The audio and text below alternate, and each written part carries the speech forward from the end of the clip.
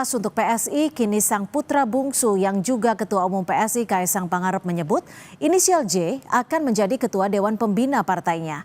Lalu seberapa besar kemungkinan Jokowi akan masuk dalam struktur PSI? Kenapa PSI terkesan malu-malu untuk mengajak Jokowi bergabung? Apa yang ditimbang PSI dan apa yang ditimbang Jokowi? Kita bahas bersama analis politik dari Parameter Politik Indonesia, Adi Prayitno.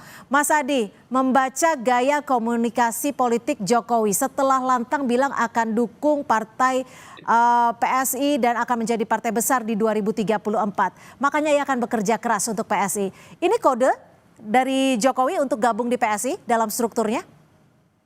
Ya, saya kira itu memang kode keras ya soal kemungkinan Jokowi akan bergabung di PSI. Meski secara prinsip sebenarnya tanpa legal formal, tanpa masuk struktur sekalipun, PSI itu kan imam besar politiknya adalah Jokowi. Orkestrasi politiknya adalah sangat tergantung bagaimana arahan-arahan politik yang disampaikan oleh Jokowi.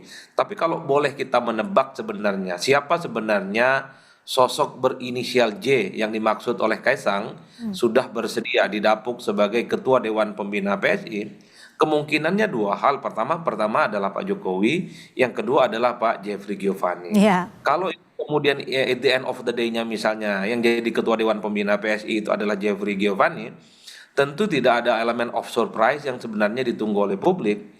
Karena selama ini memang JG adalah sosok pendiri dan juga adalah sebagai orang yang pernah menjadi ketua Dewan Penasehat ya. Kalau yang kemudian ditunggu yang kedua adalah Pak Jokowi.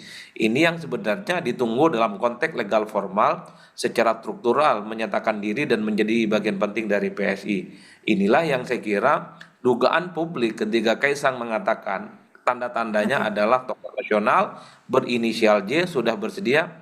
Publik itu menduga akan mengarah kepada Pak Jokowi bersedia sebagai ketua Dewan. Karena sebelumnya memang Jeffrey Giovanni sudah menjabat sebagai Ketua Dewan Pembina. Seandainya Jokowi menjadi Ketua Dewan Pembina PSI, apakah Jokowi masih punya istilahnya bargaining politik yang kuat?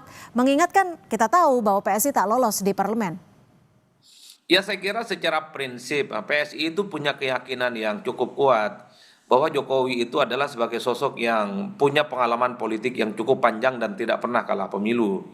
Di Solo menang wali kota, di Jakarta pernah jadi gubernur, kemudian menjadi presiden 2 periode. Meski kemenangannya itu tentu tidak bisa dilepaskan dari relawan-relawan dan partai pendukungnya seperti PDIP. Tapi sepertinya bagi PSI, apapun yang terjadi bahwa Jokowi itu masih dinilai sakti, masih dinilai punya magnet politik yang cukup signifikan.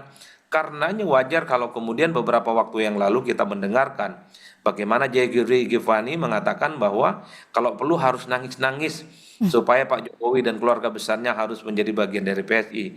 Itu kan menegaskan bahwa kiblat politik, imam politik, ideologi politik yang ingin dibangun oleh PSI tak lain tak bukan hanyalah Pak Jokowi. Makanya tidak mengherankan ketika Kaisang menyebut inisial J tokoh nasional itu sebenarnya publik menerka konfirmasinya adalah Pak Jokowi bukan yang lainnya. Tapi Mas